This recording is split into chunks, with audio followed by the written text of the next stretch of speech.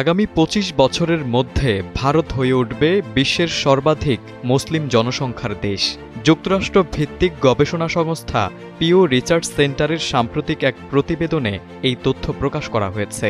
এতে বলা হয়, মুসলিমদের জনসংখ্যা বৃদ্ধির হার অন্যান্য ধর্মের তুলনায় অনেক বেশি, যার পেছনে প্রধান কারণ হিসেবে চিহ্নিত করা হয়েছে উচ্চ জন্মহার।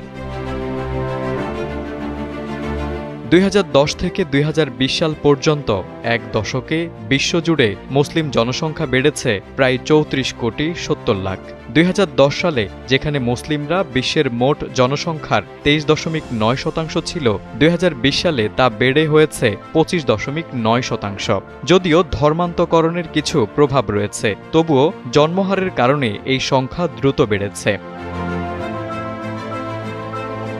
বিশেষত এশিয়া ও প্রশান্ত মহাসাগরীয় অঞ্চলেই মুসলিম জনসংখ্যার সবচেয়ে বেশি বৃদ্ধি লক্ষ্য করা গেছে। পিও এর রিপোর্ট অনুযায়ী ২০৫০ সালের মধ্যে বিশ্বে মুসলিম জনসংখ্যা পৌঁছাবে প্রায় ২৮০ কোটিতে।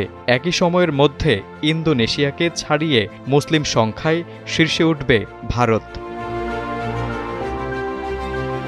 অন্যদিকে হিন্দু ধর্মাবলম্বীদের সংখ্যা ২০১০ থেকে ২০২০ সময়ে বেড়েছে ১২%, যা বৈশ্বিক জনসংখ্যার বৃদ্ধির হারের সমান।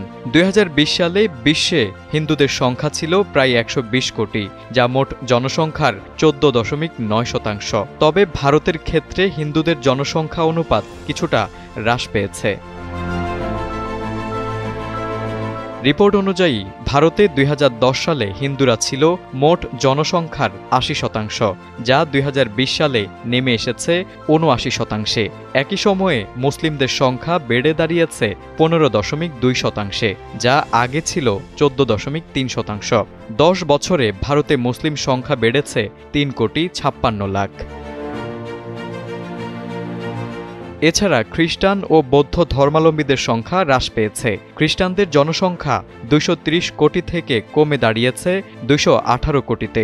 চীনে জন্ম নিয়ন্ত্রণ নীতির কারণে বৌদ্ধদের সংখ্যা উল্লেখযোগ্যভাবে হ্রাস পেয়েছে। তবে মুসলিমদের পর সবচেয়ে বেশি বৃদ্ধির হার দেখা গেছে নাস্তিকদের মধ্যে, যাদের সংখ্যা এখন দাঁড়িয়েছে প্রায় ১৯০ কোটিতে, যা বিশ্ব জনসংখ্যার ২৪.২%। তারেক আজিজ, সময়ের আলো।